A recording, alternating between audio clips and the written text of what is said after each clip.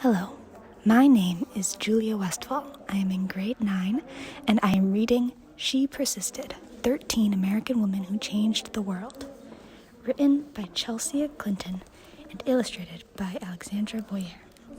Sometimes being a girl isn't easy. At some point, someone will probably tell you no, will tell you to be quiet, and may even tell you your dreams are impossible. Don't listen to them. These 13 American women certainly did not take no for an answer. They persisted. Harriet Tubman was born a slave, and her story could have ended there. Instead, she persisted, escaping from slavery and becoming the most famous conductor on the Underground Railroad. She risked her life many times to lead countless slaves to freedom, including her family, friends, and strangers. Every person she led to freedom arrived safely. She said, "I should fight for my liberty as long as my strength lasted." Once Helen Keller became blind and deaf as a toddler, few people thought she'd be able to learn to read, write, or speak. But she persisted. Helen learned how to do all three and not only became the first person with deaf blindness to graduate from college, but she used her story to help fight for more opportunities for people with disabilities in the United States and around the world. She said, "One can never consent to creep when one feels an impulse to soar." After her family fled poverty and the threat of violence in Ukraine for a new home in New York City, Clara Lemlett got a job working at a garment factory. She wrote that the factory's condition made women into machines, and so she persisted, organizing picket lines and strikes that ultimately helped win better pay, shorter hours, and safer working conditions for thousands of workers, both men and women. She said, "I am one of those who suffers from the abuses described here, and I'm moved that we go on a general strike." Nellie Bly became a reporter in part because a male writer had said that working women were a monstrosity, and she wanted to prove that women could do anything. At times putting her safety at risk, she persisted throughout her career in exposing real monstrosities, pretending to be a sweatshop worker and a patient in a mental hospital to show how badly people were being treated. She said, "I have never written a word that did not come from my heart.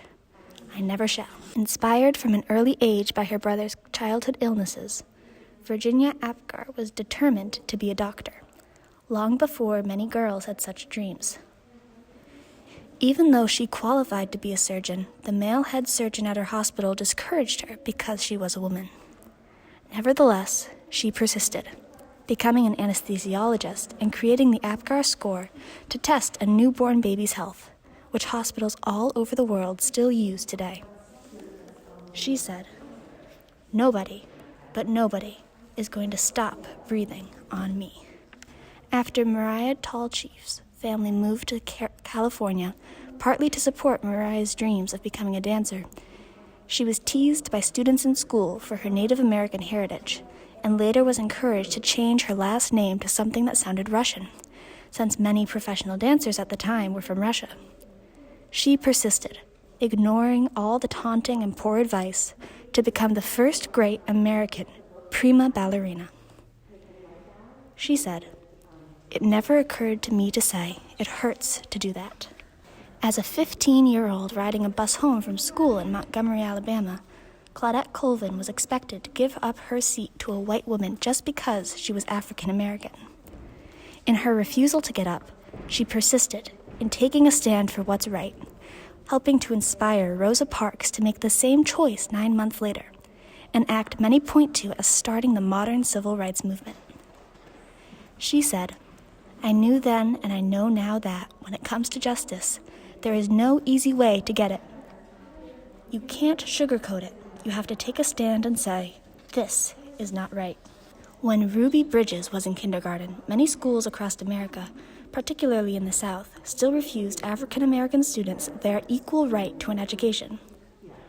Ruby wouldn't be treated like a second-class citizen, and she persisted, walking for weeks past angry, hateful protesters to integrate an all-white elementary school in New Orleans.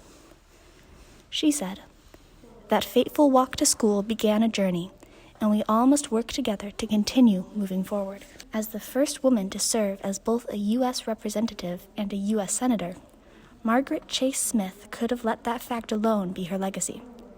Instead, she persisted in championing women's rights and more opportunities for women in the military, standing up for free speech and supporting space exploration. The head of NASA once noted that we wouldn't have put a man on the moon without Margaret. She said, "The right way is not always the popular and easy way. Standing for right when it is unpopular is a true test of moral character." Sally Ride always believed women could succeed in any math or science career. Although not everyone agreed, she persisted, and she became the first American woman in space. But that wasn't enough for Sally. She traveled into space once more and then created science and engineering programs specifically for girls so she could help generations of young women achieve their dreams too, both on Earth and in outer space. She said, "Young girls need to see role models in whatever careers they may choose, just so they can picture themselves doing those jobs someday. You can't be what you can't see." When, as a kid, Florence Griffith Joyner visited her father in the Mojave Desert, he would urge her to run faster and faster, to run as fast as a jackrabbit.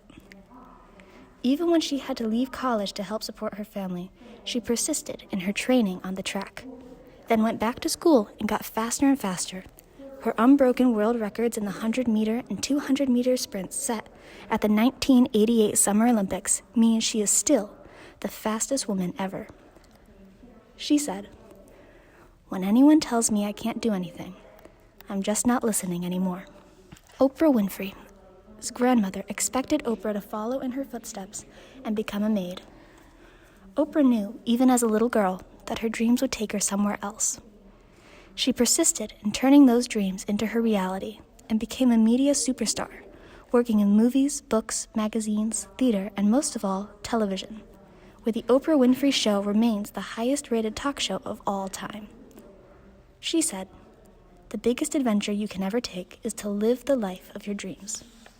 Watching fictional judges on television inspired Sonia Sotomayor to want to be a real-life judge when she grew up. She knew she'd have to speak English as well as she spoke Spanish, study hard in school, and manage her diabetes before she could one day wear a judge's robe with a gavel in hand. She persisted, eventually becoming a Supreme Court justice and the first ever Latina to sit on the America's highest court.